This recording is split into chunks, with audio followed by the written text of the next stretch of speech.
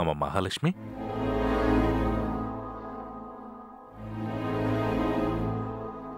ఎవరూ లేరేంటమ్మా?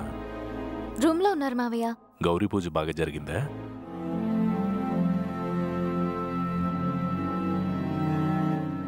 ఏమైందమ్మా, ఎందుకలా ఉన్నావు?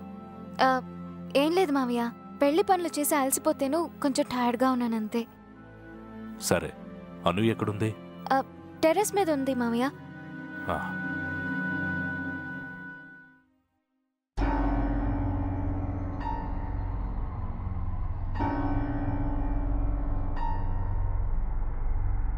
గౌరీ పూజ బాగా జరిగిందమ్మా. పెళ్లికి మనకు సమయం తక్కువగా ఉండటం వల్ల గౌరీ పూజలో నీకు దగ్గరగా ఉండలేకపోయానమ్మా, నన్ను క్షమించు.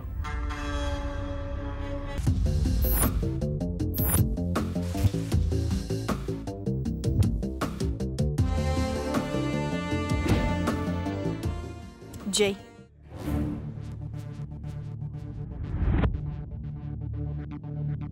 మంచికి కూడా హద్దుంటుందిరా. బంధానికి ఒక విలువ ఉంటుంది. మన మాటకి కనీస విలువ లేకుండా హద్దులు మీరు మాట్లాడుతుంటే ఇన్ని అవమానాలు భరిస్తూ మనం ఇక్కడ ఉండాల్సిన అవసరం ఏముంది?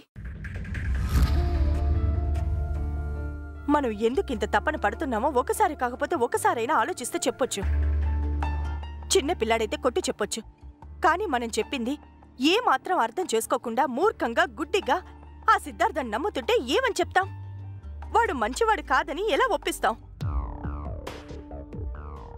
అరే, నీ కూతురి జీవితం ఒక రాక్షసుడి చేతిలోకి వెళ్ళిపోతుంది. దాని మెడలో తాళి పడితే దాని భవిష్యత్తుతో పాటు మీ భవిష్యత్తు కూడా నాశనం చేస్తాడని ఎంత చెప్పినా ఆ పెద్ద మనిషి చెవికెక్కించుకోడేంట్రా?